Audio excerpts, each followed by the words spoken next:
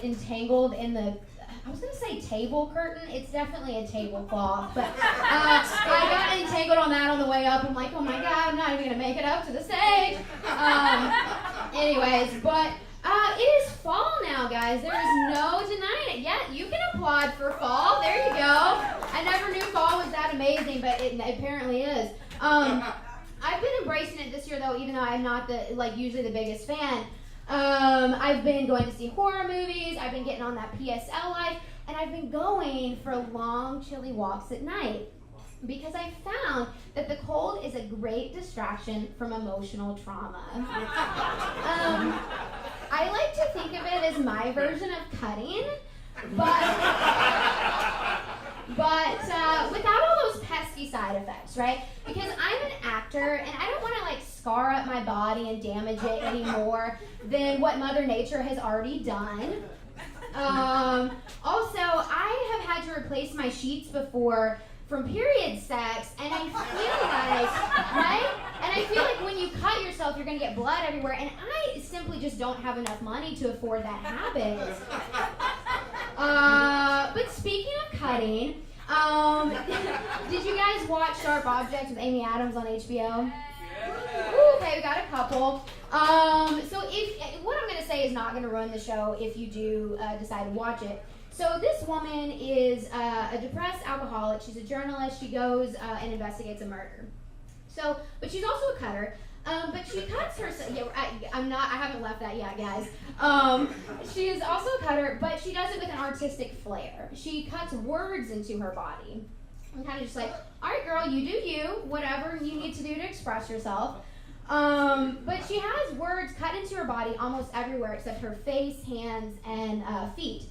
Even, I noticed, on her back. You guys know where it's hard to kind of reach in the shower? She has perfectly carved words into her back. And I'm just like, okay, forget the murder and all that. I don't care about those scenes. I want to see the scenes where she cuts those words into her back, right? I'm like, damn, she must be super flexible, the best yogi there ever was.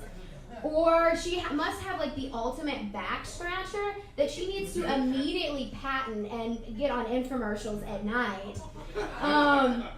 Or I was like, there's a couple scenes where she ends up in a mental institution. So I was like, oh, is that what they do at slumber parties at the mental hospitals?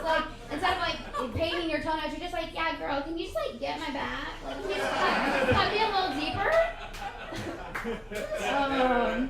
Yeah, but this has been, obviously it's kind of dark, crazy year for me. My mom passed on earlier this year.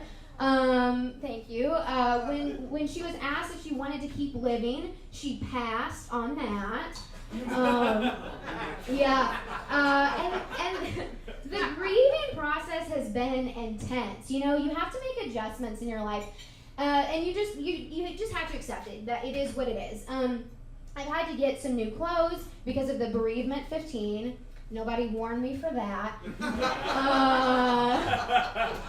And it's okay, I've definitely put on some pounds, which, I have been eating my emotions. They're delicious, just super caloric. But I would have thought, if anything, I would have shed water weight because of all the tears that I've been crying, right?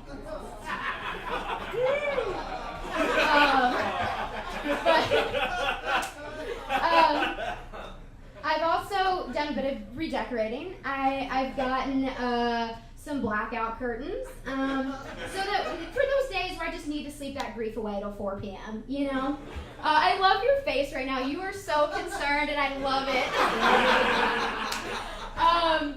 But I'm totally kidding. I used to sleep till 4 p.m. before my mom passed, at least sometimes. I do comedy, it's kind of a requirement. But then, also, I like I said, I just had to take out time to cry, and nobody tells you about that. But then I have to take out even more time, right? Because I'm like, how am I crying? I need to pay attention to my body, be aware. Am I hunched over? Am I crying? Am my face is it going down? What do I sound like? Because I'm, like I said, I'm an actress, and I'm convinced that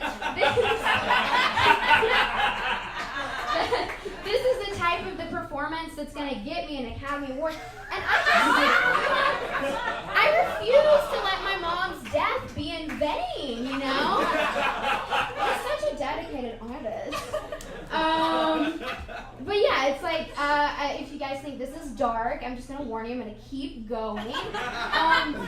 Because just like grief and sadness, it goes on and on whether you want it to or not. So, obviously, yeah, it's been an overwhelming time, and at points I've just been like, man, I don't really want to feel like this anymore. Like, I'm tired of it. And I just kind of thought, well, like, you know, maybe I'll just, you know, take myself out. It's like, well, if my mom can face death, then, like, so can I. But yeah, and I also, like, there's a couple of things that I'm comforted by, right?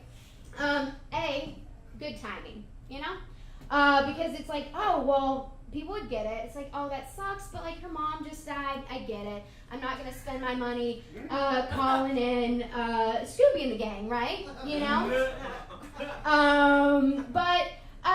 I just got the light, so I'll end it with this, just to warn you guys, I am in therapy, so, like, don't come up to me after the phone and be like, oh my God, I'm so sorry, like, no, therapy's good. It's not the end-all, be-all, like, fix-all that I thought it might be, but it's helped me become aware of things besides the whole, like, suicidal stuff, you know, normal stuff. It's, like, made me become aware that I'm, like, afraid to be close to people. Hence why I'm up here and you guys are out there. But yeah, it's like I have a very hard time expressing my feelings with someone in the moment. And my therapist and I have been working on this, but he's like, I can tell you are just so uncomfortable right now. And if you're uncomfortable with me, I can't imagine what you would be like in an intimate relationship, which I was like kind of offended by, because I'm like, well, wait,